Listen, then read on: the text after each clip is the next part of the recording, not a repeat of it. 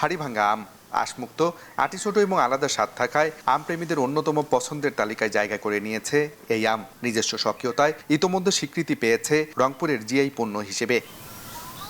আনুষ্ঠানিকভাবে চলতি বছরের ২০ জুন থেকে বাজারে উঠেছে এই আম। চাহিদা ভালো থাকায় স্থানীয় ব্যবসায়ীদের পাশাপাশি দেশের বিভিন্ন অঞ্চল থেকে পাইকার ও ব্যবসায়ীরা আসছেন এই আম কিনতে। তবে এবার আমের বাজার চড়া বলে দাবি তাদের। দাম তো চাচ্ছে ৩০০, ৩৫০ পাল্লা।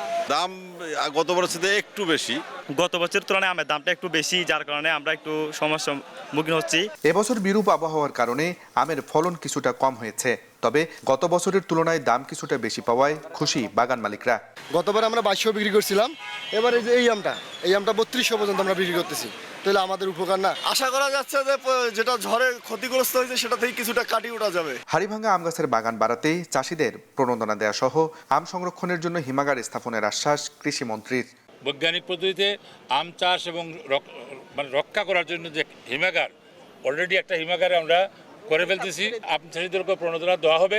রংপুর বিভাগে এবছর প্রায় ৩৩০০ হেক্টর জমির বাগানে উৎপাদন লক্ষ্যমাত্রা ধরা হয়েছে ৪৮,০০০ মেট্রিক টন আম, যার বাজার মূল্য প্রায় ৫০০ কোটি টাকা। বিশ্লেষকরা বলছেন, টেকসই অর্থনীতির জন্য হাড়িভাঙ্গা আম সংরক্ষণ হিমাগার স্থাপন, আধুনিক আম চাষ পদ্ধতি বাস্তবায়ন সহ গবেষণা কেন্দ্র স্থাপন করা গেলেই হাড়িভাঙ্গা আমই বদলতে পারে এই জনপদের আর্থসামাজিক অবস্থা। আব্দুর রশিদ জীবন, সময় সংবাদ, রংপুর।